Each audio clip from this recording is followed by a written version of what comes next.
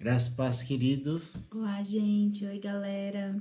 É um prazer estar com vocês e compartilhar um pouquinho aí das dúvidas que vocês têm, explanar algumas coisas, né? Creio que vai ser bem. Então vamos lá? Bora lá? Vamos lá responder as perguntas de vocês. Então, vamos lá. Primeira pergunta. O que te motivou a trabalhar com o que você trabalha? Jesus. Ele é o motivo de tudo que nós vamos fazer a respeito do reino, tudo é Jesus. Parece poético, né?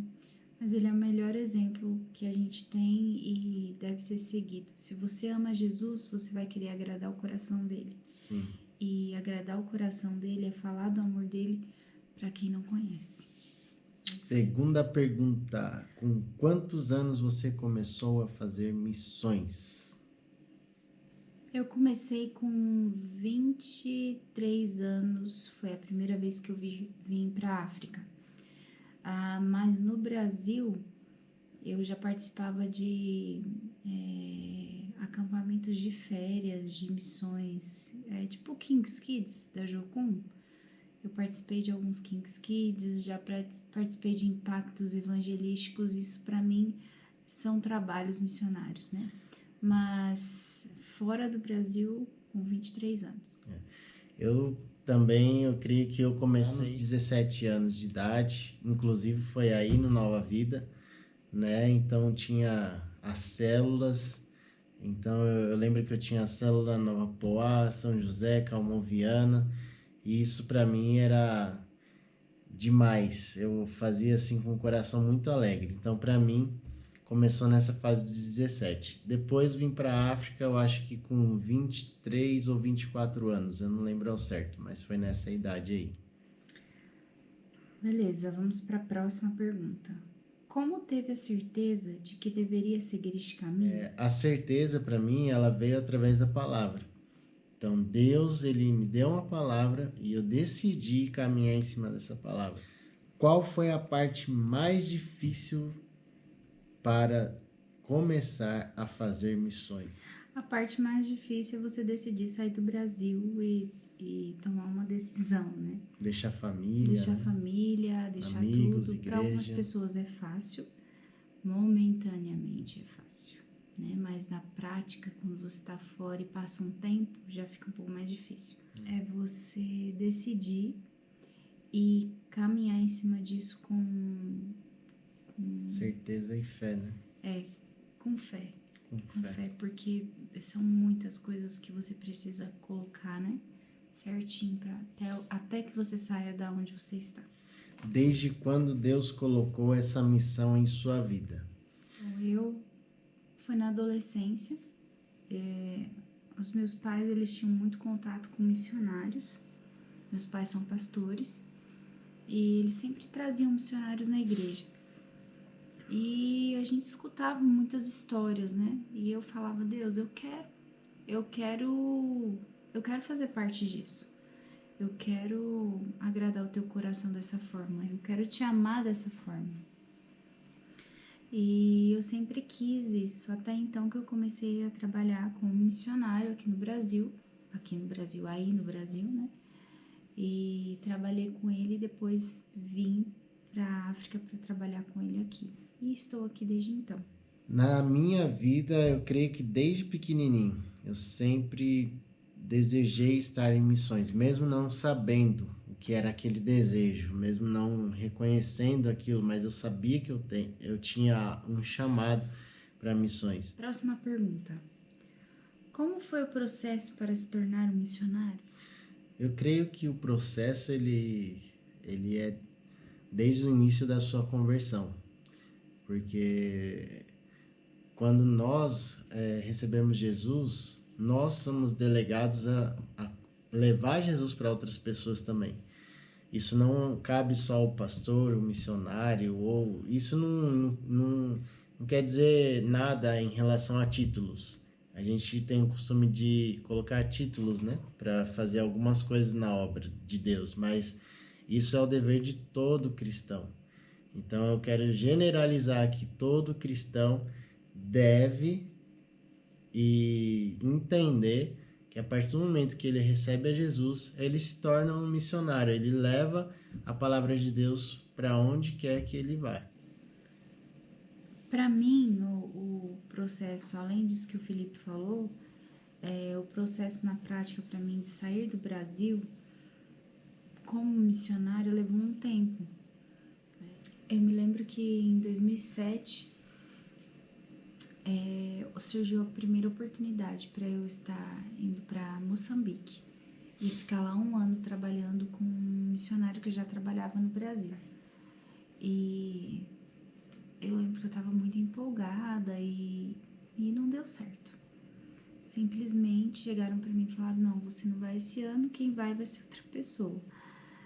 E eu vi que, na verdade, existem processos, existem coisas que a gente precisa viver, amadurecer e às vezes, muitas vezes a gente precisa ouvir um não para saber como que a gente faz, como será a nossa atitude, né, com relação a isso.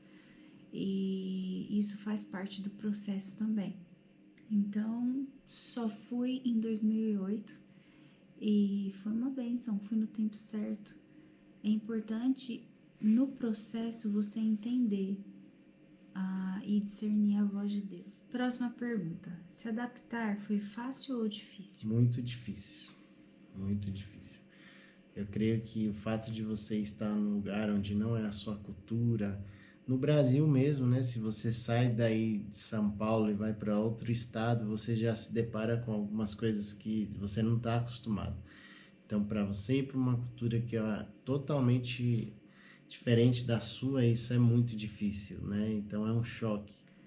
Como você descobriu o seu chamado? A partir do momento que surgiu a oportunidade para eu ir para Angola, primeira vez que eu dei as minhas férias do serviço, então passei 1 mês em Angola ajudando num projeto. Eu creio que ali na verdade, não foi como uma descoberta, eu creio que foi mais como uma certeza. Eu tive a certeza que eu fui chamado para isso. Então pode colocar aí também como uma descoberta, né? Nunca tive assim eis que te digo, você vai ser uma missionária. Eu brinco que eu me joguei. Eu queria muito ser uma missionária, eu queria muito fazer a obra de Deus num campo missionário, e eu me joguei, me lancei e Deus foi confirmando, né?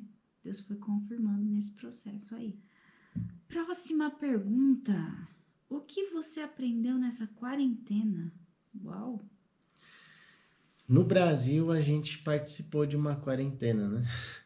Mas aqui na Tanzânia, a gente não tem quarentena, nem teve quarentena. Aqui tá tudo normal desde o início da pandemia. Não tem uso de máscara, não tem lugares fechados, não é falado a respeito do Covid. Então, assim, a gente está vivendo aqui como era tudo antes, né? No Brasil, a gente percebeu que a quarentena ela serviu para muitos de nós entendermos que nós precisamos buscar o Senhor. Então, às vezes a gente tem aquela agitação do dia a dia e você vai para lá e você vai para cá. Muitas vezes acabamos descobrindo que não era só a questão da correria, porque muitos de nós ficamos em casa por longos dias, mas não buscamos o Senhor. Então, na verdade, não era a parte de ter tempo, era a parte de não querer realmente. Então eu creio que isso foi um choque para muitos de nós, assim, né? Então quando se deparou que você tinha um tempo disponível ali para buscar, para orar, então isso não aconteceu. Por que não aconteceu, né? Eu aprendi que nós precisamos buscar a Deus independente de ter tempo ou não ter tempo. Nós precisamos ter a nossa prioridade, que é buscar a Deus acima de todas as coisas. Que milagres você vivenciou? Depende em que área você quer saber. São Na muitas verdade, coisas, são muitos milagres. Quando você decide andar por fé, você vive uma vida de milagres. Então, eu já tive experiências de milagre de livramento, de tá precisando de um dinheiro e esse dinheiro aparecer e o milagre aparecer, enfim, para mim que ficou bem marcado. Foi uma vez aqui que a gente morava numa base missionária e nesse dia estava nessa base só eu e dois rapazes, dois filhos, né, do pastor Osnei, que eram adolescentes.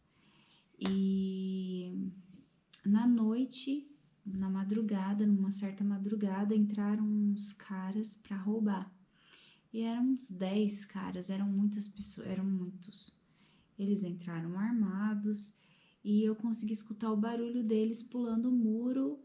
É Deus, né? Porque era de madrugada, eu tava dormindo e de repente eu acordei com algum barulho e achei que poderia ser o guarda, que tem um guarda lá, enfim. E não era. Eram esses caras e eles tentaram arrombar a minha porta, eu estava sozinha. Então imagina, 10 homens entrar numa casa de uma mulher solteira, né? Na época eu era solteira. E eu vi o livramento de Deus, assim, na minha vida muito claro. Porque na hora que eles tentaram abrir, eu consegui fechar um trinco para reforçar, né, a porta que estava trancada, já estava trancada. E eu escutei na hora eles falando na língua daqui, né? Eles falavam assim, deixa a Sinara, tipo, não mexe com ela. E eles pararam de mexer na porta e foram para a porta do pastor, da casa do pastor, né? E, enfim, eu vi o livramento de Deus, porque poderia ter acontecido uma coisa muito ruim. E eu vi o livramento de Deus. Isso para mim foi um milagre muito grande. Um milagre que eu vivenciei aqui foi um dia a gente estava distribuindo comida e tinha um menino que ele começou a passar mal, uma criança, e ele começou a esmurecer, ele começou a perder as forças e começou a dar ali como se ele começasse a morrer, né? Ele começou a perder os sinais vitais e começou a passar mal. E ali não tinha para onde correr, não tem hospital, não tinha hospital, não tem hospital nesse lugar, não tem nada assim, é só Deus mesmo. Então no momento ali eu comecei a orar, a clamar ao Senhor, coloquei a mão na cabeça dele, começamos a orar, a repreender o espírito de morte e ele começou a voltar. E depois nós descobrimos que esse menino estava sem comer há muitos dias, então ele comeu muito, né? E começou a passar mal, porque fazia muitos dias que ele não havia comido. Então, esse foi um milagre que eu vivenciei, que eu via a mão de Deus ali naquele momento. Não tinha para onde correr, né? A gente muitas vezes busca os recursos humanos. Vai para o hospital, corre. Mas ali só tinha Deus para recorrer, né? Então, foi uma experiência muito marcante para mim. Última pergunta. Sobre o que você tem pensado ultimamente? Eu tenho pensado que Jesus está às portas e nós precisamos estar prontos. Todos os dias nós precisamos acordar e lembrar que Jesus está voltando, que nós precisamos fazer aquilo que Ele nos chamou para fazer, que é pregar a palavra, amar as pessoas, amar ao próximo, levar o amor dele para onde quer que seja e que Ele está perto de voltar. Nós já vemos aí notícias, tudo que tem acontecido, Covid, então assim, são muitas situações que mostram que Jesus está voltando. Então, isso é o que eu tenho pensado nos últimos dias. Gente, Deus abençoe vocês, foi um prazer poder participar, viu? Um abraço, pastores, que vocês sejam muito abençoados e que o Senhor possa falar muito ao coração de vocês e tocá-los. Deus abençoe.